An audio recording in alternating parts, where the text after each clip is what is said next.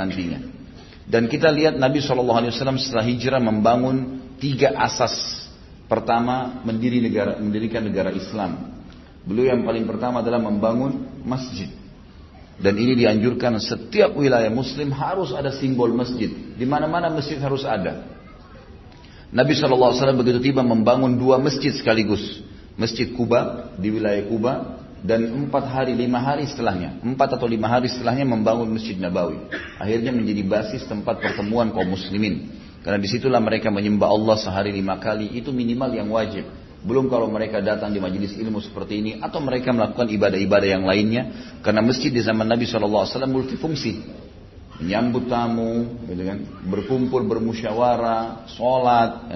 Nabi SAW menyampaikan pengajian wahyu, ya, kumpulnya para sahabat, ya, untuk saling, ya, bertemu dan seterusnya, gitu kan. Kemudian yang kedua adalah Nabi SAW mempersaudarakan antara muhajirin dan ansar. Dan ini penting, mempersaudarakan antara muslimin yang hijrah, yang datang ke satu lokasi dengan penduduk setempat.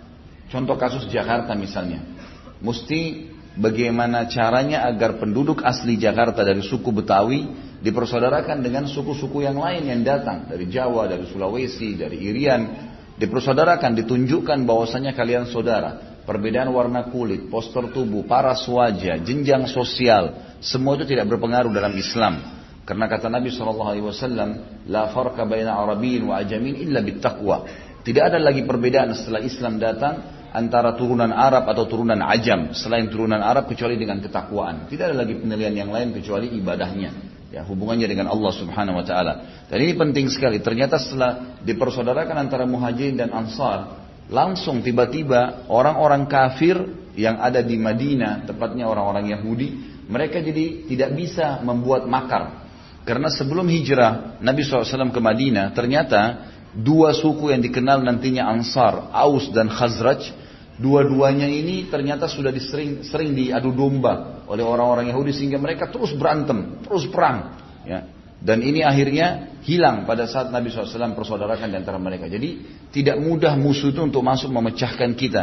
Pada saat kita tahu, oh di saf sholat saya akan bisa bersamaan dan bersebelahan sama siapapun, apapun profesinya. Dan imam, kita kenal atau tidak kenal, harus diikutin instruksinya. Dia takbir, semuanya harus ikut. Suku manapun, dari manapun. Tidak ada rasisme dalam Islam.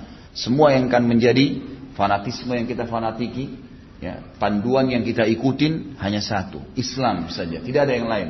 Maka tidak ada perbedaan kecuali masalah itu. Ini yang Nabi SAW lakukan, dan ini asas, ya, luar biasa. Kalau Anda punya sebuah perusahaan, maka coba pertemukan dan persaudarakan antara orang-orang yang sudah senior dengan junior yang baru masuk, sehingga mereka bisa saling berbagi pengalaman, mereka bisa saling bantu-membantu, dan ini penting sekali. Yang ketiga, asas negara yang dibangun oleh Nabi SAW setelah hijrah adalah membuat kesepakatan antara muslimin dengan orang-orang kafir. Bagaimana Nabi SAW menulis kesepakatan dengan orang Yahudi untuk membela, ya, Madinah bersama-sama. Dan pada saat berkhianat maka akan diperangi. Dan ternyata ketiga suku Yahudi, Qainuqa, Nadhir dan Quraidah, tiga-tiganya akhirnya diusir dari Madinah karena mereka berkhianat. Kalau Qainuqa berusaha untuk mempermalukan seorang sahabiat muslimah yang akhirnya datang ke pasar Yahudi belanja, lalu dicantolin besi yang tajam sehingga bajunya sobek, dan akhirnya dipermalukan dan ditertawakan oleh anak-anak muda Yahudi. Lewatlah seorang sahabat langsung membunuh Yahudi yang sedang melakukan perbuatan tersebut. Lalu sahabat itu dikeroyokin. Maka Nabi SAW menuntut pembunuhnya. Orang-orang Qainuqa nggak mau kasih. Maka Nabi SAW mengepung dan memerangi mereka sehingga mengusir mereka dari Madinah.